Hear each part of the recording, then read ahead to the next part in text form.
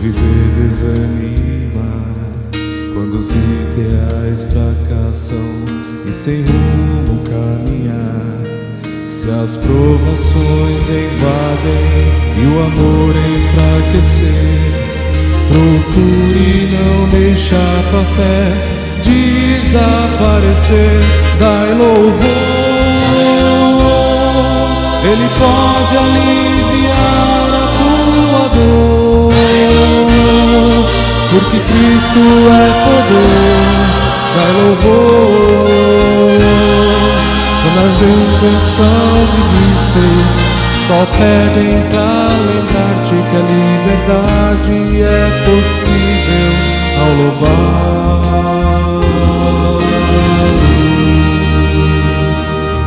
Enquanto Satanás quer fazer-nos entender que somos fracos, porque ele sabe que somos filhos de um grande rei. Levanta já bem altas mãos, a vitória nossa é. O inimigo está vencido, Cristo reinará. Dai louvor, Ele pode aliviar a tua dor, porque Cristo é poder. Dai louvor, quando as expressões dividem, só pedem pra lembrar-te que a liberdade é possível ao louvá-lo.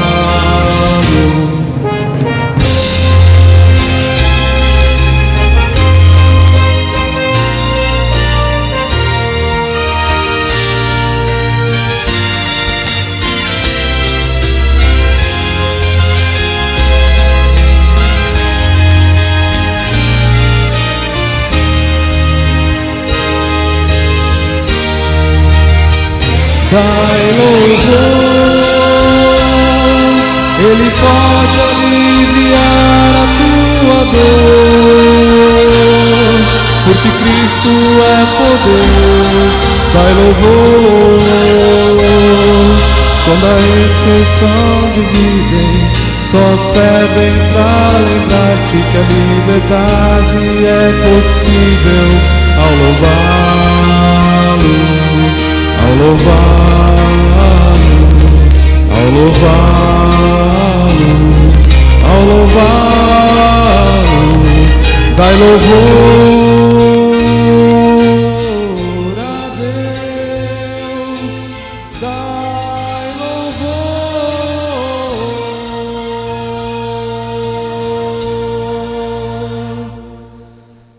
a Deus.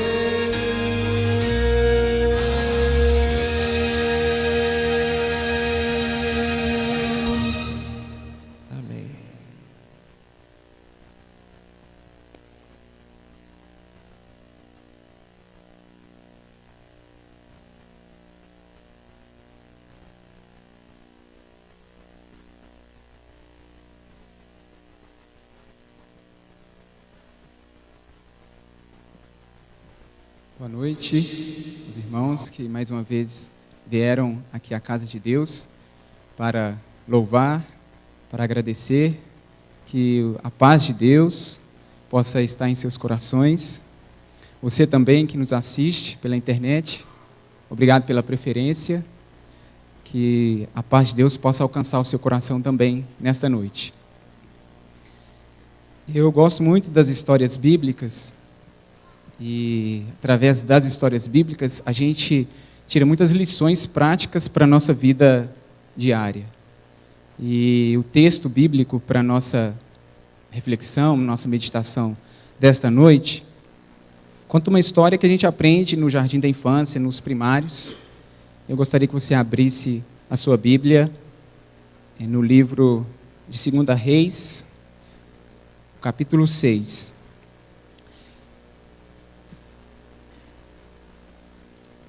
É uma história muito conhecida de todos. Nós vamos ler até o verso 7 e alguns outros textos também relacionados a esses versos. Então, vamos ler. Disseram os filhos dos profetas a Eliseu: o lugar em que nos encontramos contigo é estreito demais para nós. Vamos até o Jordão e tomemos de lá, cada um de nós, uma viga, e construamos ali um lugar para habitarmos. Disse ele: ide. Então um deles disse: serve-te de ires com os teus servos. Respondeu Eliseu: eu irei. E foi com eles. Tendo eles chegado ao Jordão, cortaram madeira. Enquanto um deles estava derrubando um tronco, o ferro do machado caiu na água. Clamou ele: ai, meu senhor! Era emprestado. Verso 6. Perguntou o homem de Deus: onde caiu? Mostraram-lhe ele o lugar. Eliseu cortou um pau, lançou-o ali e fez flutuar o ferro. E disse: levanta-o. Então o homem estendeu a mão e o tomou. Então é um milagre que a gente vê aqui que para Deus não existe leis da física que ele não possa interferir. Não é verdade? Deus está pronto a fazer milagres na nossa vida, e o maior deles é a transformação do nosso coração. Mas aqui a gente vê que os milagres não acontecem por acaso. Ao longo da nossa reflexão nós vamos ver que por trás dos milagres eles tiveram alguma coisa para fazer. É como os filhos de Israel que atravessaram o Jordão, né? O Mar Vermelho, melhor dizendo. O mar só se abriu depois que eles pisaram na água. E assim é na nossa vida. Os milagres só acontecem depois que a gente faz a nossa parte. No verso 1, diz assim: disseram os filhos dos profetas. Em algumas versões falam os discípulos, né, de Eliseu. O lugar o lugar em que habitamos contigo é estreito demais. O lugar que eles moravam é uma casa muito apertada. Se tornou, né, uma casa muito apertada. Não sei se você já morou em uma casa apertada, com muita gente. Na época que eu fazia faculdade, eu morei em República o período todo da faculdade, e no primeiro ano, sabe que no primeiro ano tudo é festa, tudo é alegria, né? Você está empolgado, que passou no vestibular, aquela alegria. E eu vim de Belo Horizonte, vim para São Paulo, estudei na Unisa, em Santo Amaro, e coincidentemente meu primo também foi estudar com a gente lá na Unisa, e ele estava vindo do internato, e com ele veio vários amigos dele, e a nossa intenção, a princípio, era morar numa casa com no máximo 5 pessoas. Só que os amigos, que se tornaram meus amigos também, né? Os amigos dele, do meu primo, não acharam casa ali próximo da Unisa. Lá tem várias repúblicas, né? Um bairro universitário, né? E na época do início de ano é muito difícil você achar uma casa para alugar. E aí a solução que a gente encontrou foi que esses amigos dele morassem com a gente. Então imagina, a casa que era para ter 5, uma casa de 2 quartos, até não tinha muito luxo, mas é uma casa normal, de 2 quartos, sala, cozinha, no máximo ali 5 pessoas, agora tinha 10, 12 pessoas. Imagina, 12 homens numa casa, ninguém sabia cozinhar, ninguém sabia nem lavar a própria roupa, né? E foi muito difícil. Mas, graças a Deus, com muita paciência, né? Porque você quer dormir, o outro quer cantar, você quer estudar, o outro quer conversar, e você enfrenta fila no ônibus, fila no trem, fila no banco. Chega em casa, você tem que enfrentar fila para tomar banho, fila para lavar roupa, fila no tanque. Então, é muito complicado. Mas, graças a Deus, Deus abençoou que depois de uns meses, Deus abriu as portas das casas, né? Foram aparecendo as casas para alugar e foi diminuindo o pessoal da República, e a gente ficou mais aliviado. A situação que os discípulos de Eliseu se encontravam era mais ou menos essa. Uma casa muito apertada, e eles decidiram mudar. Em outras palavras, o verso 1 diz assim: olha, já chega, precisamos de algo maior. E eles viram, né, a real situação em que eles se encontravam. E eles não se conformaram em permanecer naquela situação. A vida do cristão é exatamente assim. Sempre há algo a melhorar. Se nós analisarmos isso em todas as áreas da nossa vida, né? Sempre há algo que precisa ser mudado. Se qual for a situação, né? Sempre há algo que podemos mudar. E para Deus interferir, é preciso que a gente não se conforme. É como o filho pródigo, né? Que ele caiu em si e decidiu mudar. Quando ele estava comendo as comidas dos porcos, ele caiu em si, viu a real situação que ele se encontrava e decidiu mudar. O cristão é dessa forma também. Ele não pode se conformar com a vida que ele leva. Ele sempre tem que ter em mente que ele precisa melhorar cada dia mais. Vamos ler Romanos, é um verso muito conhecido, Romanos 12, 2.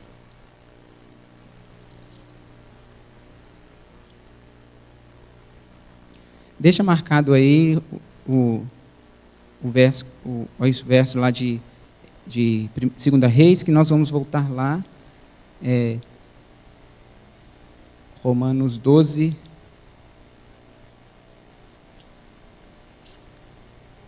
2. E não vos conformeis com este mundo, mas transformai-vos pela renovação do vosso entendimento, para que experimenteis qual seja a boa, agradável e perfeita vontade de Deus. Então, na vida espiritual ou na vida material, precisamos crescer dia a dia. Crescer nos nossos relacionamentos, crescer nos nossos negócios, no aprendizado e, logicamente, crescer em Cristo. É o objetivo principal do cristão. Ele precisa crescer em Cristo. Provérbios 4, 8.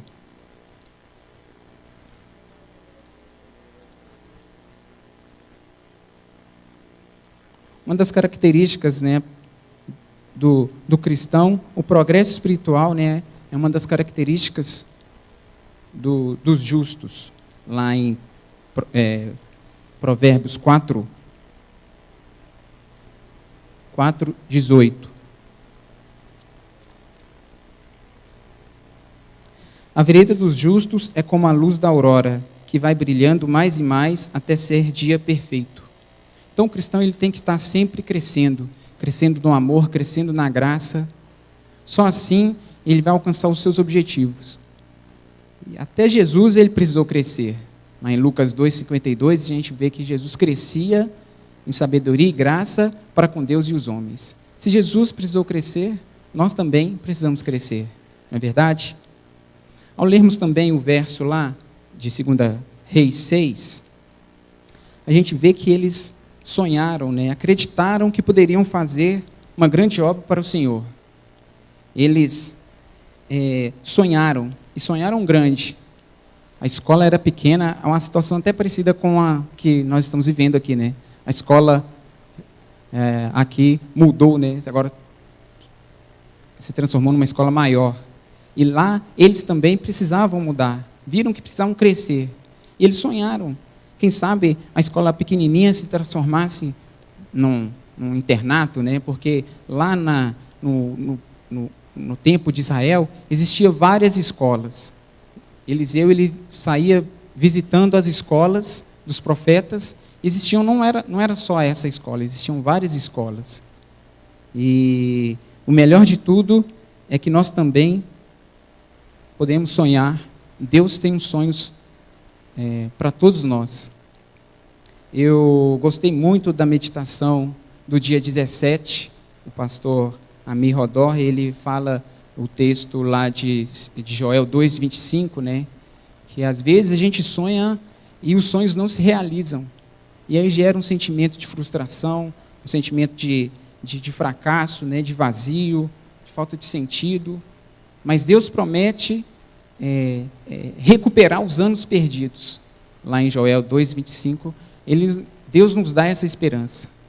Se você não tem os seus sonhos realizados, você pode ter certeza que Deus vai realizar os seus sonhos. Os anos que foram perdidos, Ele vai recuperar. E no verso 2 de 2 Reis 6, diz assim: vamos até o Jordão e tomemos de lá cada um de nós uma viga e construamos um lugar para habitarmos. Então, depois de reconhecer a situação que eles se encontravam, de sonhar, eles partiram para uma outra fase, que é o planejamento. Eles planejaram. Eles não saíram de qualquer forma, na empolgação, no oba-oba. Não foi dessa forma. Eles planejaram e eles decidiram, né, o tipo de madeira que... Na Bíblia não fala quanto tempo eles levaram, né, nessa construção. Mas no verso 2 a gente vê que eles planejaram ir até o Jordão. Cada um ia pegar uma viga e construir um lugar. Eles não... Aqui não fala se eles tinham habilidades de engenharia, de construção civil, mas eles juntos tinham um propósito. E eles foram até o Jordão, trabalharam em equipe e planejaram o que eles iriam fazer. Lá em Lucas 14, no verso 28,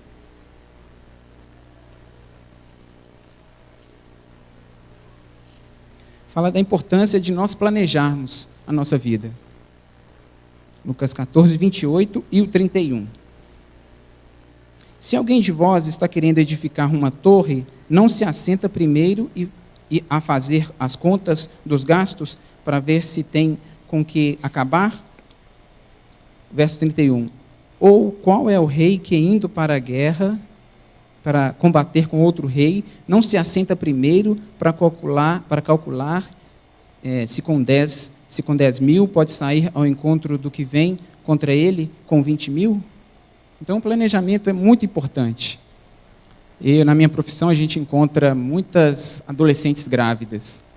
E até saiu um trabalho científico que mostra que a grande parte dessas adolescentes não tinha um planejamento de vida. Se você perguntasse para elas qual é o seu sonho de vida, daqui a 10 anos, o que você sonha em ser? Elas não tinham objetivos nenhum. Então, o planejamento é importantíssimo para a nossa vida. E foi o que eles fizeram.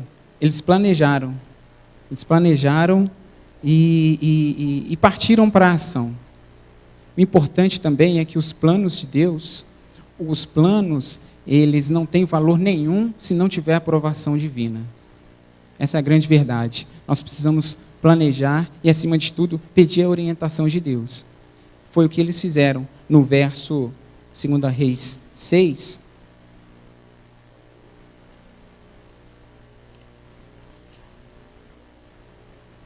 No verso 3. Então um deles disse: serve-te de ires com os teus servos. Respondeu ele: eu irei. Então, tudo já estava pronto. Eles idealizaram, né, uma escola melhor, eles sonharam, planejaram. E antes de sair, eles não se sentiram seguros. Eles viram que estava faltando alguma coisa. Eles foram até Eliseu e pediram a sua companhia. Eliseu, se nós formos ler aqui os capítulos anteriores e os outros capítulos, nós vamos ver que Eliseu era um homem de Deus. Até aqui em um dos versos que a gente leu, identifica Eliseu como homem de Deus. Eles queriam a presença do homem de Deus junto com eles. E ao Eliseu ir, na verdade eles queriam a aprovação divina. Quantas vezes a gente realiza uma coisa, a gente quer tanto corre atrás de um determinado objetivo, e às vezes a gente nem pergunta a Deus se realmente é isso que Ele quer para a nossa vida, né? Mas eles saíram ali com um propósito de fazer uma obra grande para Deus, mas eles sentiram a dependência do seu mestre. Eles queriam a presença de Deus na nossa vida, na vida deles, né? E a presença divina, a Bíblia fala que a presença divina nos consola, nos encoraja para as batalhas, nos garante respostas. Então, sem Deus, você pode ter títulos, você pode ter diplomas, você pode ter habilidades, você pode ter vários dons, mas sem Deus vai chegar uma hora que não vai valer nada. Tem até a música do Arautos do Rei, né? Se Ele não for o primeiro em seu coração, não vai adiantar nada. Só com Deus nós vamos poder sorrir, nós vamos vencer. A música fala isso, né? Não há batalha perdida, né, com Cristo. Ele triunfou, nós vamos vencer. no Apocalipse fala, né, a recompensa dos vencedores. Então, com Deus, nós venceremos. E aí no verso 4, eles diz assim, e foi com eles. Aqui a gente vê que o líder, ele sempre acompanha os seus liderados, né? Os discípulos ali, eles foram e Eliseu foi com eles também. E além de ir, a companhia, aí a gente pode fazer a aplicação, né? A companhia de Deus, eu li até um livro que fala um pouco sobre esse assunto, o autor, ele fala que Eliseu não ficou ali só alguns momentos, ele permaneceu com eles. Isso simboliza que a presença divina não é só por alguns momentos. A presença divina, ela é constante na vida do cristão. Em todos os momentos, Deus se faz presente. Eles pediram ali a presença divina no empreendimento que eles tinham, e Deus permaneceu com ele em todos os momentos. Aqui no verso 4, fala assim, e foi com eles, tendo eles chegado ao Jordão, cortaram a madeira. Eles não ficaram só no papel ali, o planejamento deles, não ficaram só no sonho. Tem gente que só sonha, né? Nunca realiza. Tem pessoas que só oram, ficam de braços cruzados, né? Nós precisamos orar e trabalhar. O segredo do sucesso, Ellen White até fala, né? É oração e trabalho. Você precisa unir a união do esforço humano com o auxílio divino, vai dar a vitória a todos nós. E aí foi isso que eles fizeram.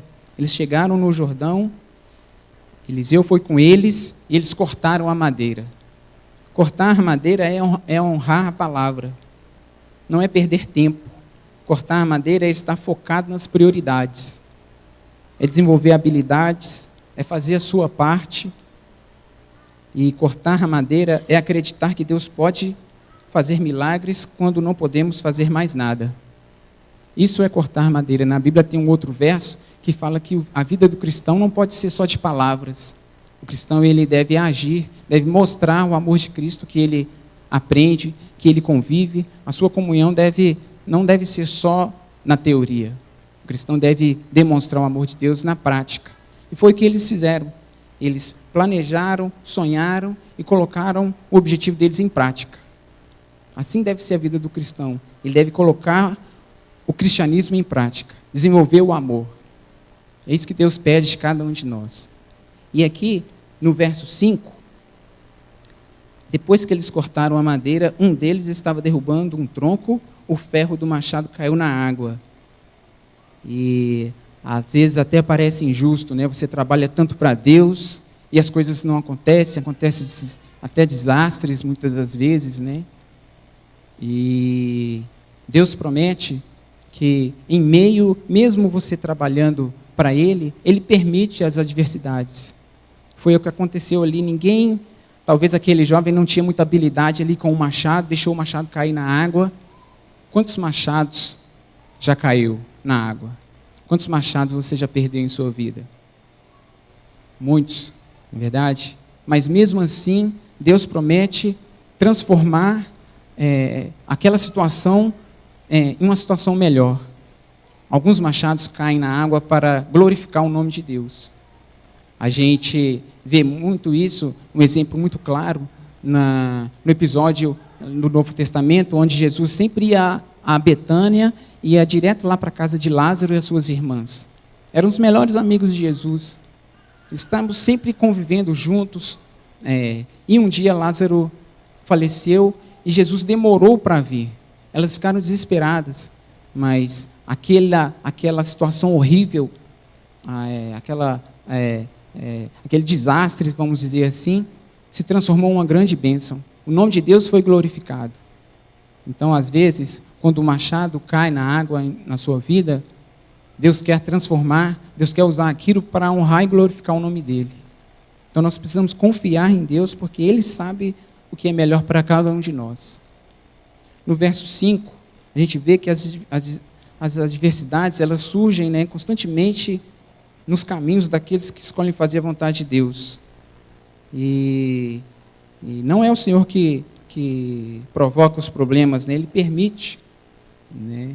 E as dificuldades após superadas, a gente vê que realmente ocorreu para a honra e glória de Deus. E aqui no verso 6, a gente vê que o homem de Deus perguntou: onde caiu? E eles mostraram-lhe o lugar. Eliseu cortou um pau e lançou ali e fez flutuar o machado. A gente vê que mesmo assim, Deus podia muito bem, na correnteza ali, mandar uma correnteza mais forte e o machado cair na beira do rio. Mas Deus não fez assim. O machado flutuou e o discípulo teve que ir lá tirar com um pau e recuperar o machado. Tudo que está ao nosso alcance, nós precisamos fazer. Deus só faz o que realmente é impossível. Às vezes a gente quer, na obra que a gente faz para Deus, a gente quer que Ele faça tudo. Mas Deus quer o nosso esforço também. Deus quer que a gente faça as coisas que humanamente falando, são possíveis. É isso que Ele quis mostrar ali. E naquele dia, eles aprenderam uma grande lição. Que com Deus, eles poderiam vencer. Com Deus, eles poderiam alcançar os seus objetivos. Nós estamos já no 19º dia de 2014. Com certeza, todos nós temos planos na nossa vida, né? Planos na vida pessoal, na vida familiar, fazemos aí nossos planejamentos financeiros, e precisamos nos agarrar a Deus, pedir a aprovação dEle. Os sonhos de Deus precisam ser os nossos sonhos também. E, às vezes, pode acontecer, né, que daqui para frente, os seus sonhos não se realizem.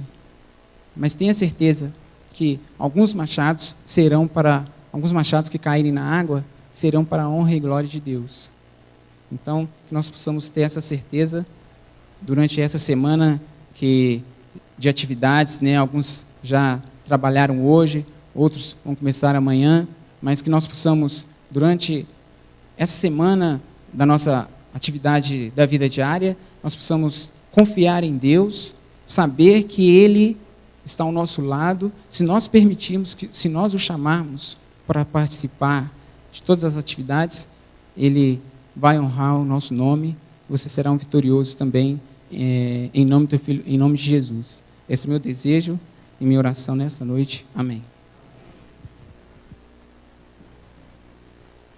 Nós vamos, para o encerramento do culto, nós vamos cantar o hino 401 do nosso inário.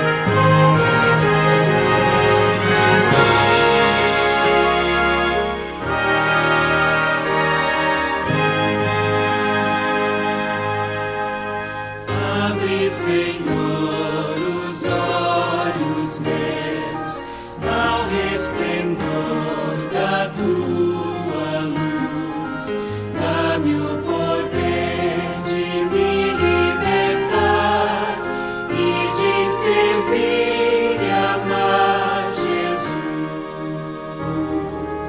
Em contrição espero em ti, mostra-me, pois, o teu querer.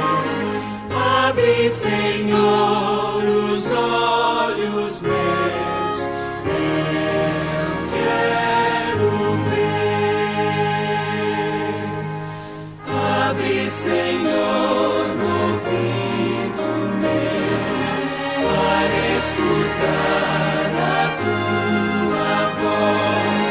Quero entender o teu santo amor, quero ficar contigo a sós.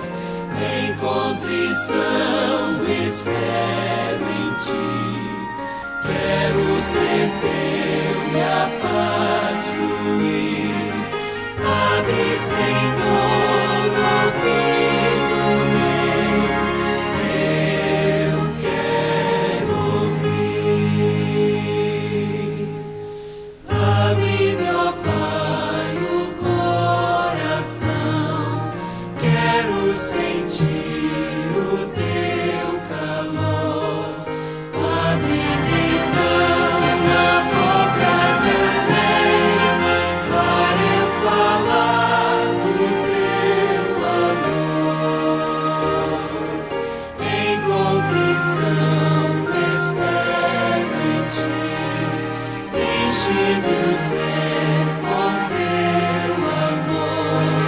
Toma-me em dos braços teus, ó meu Senhor.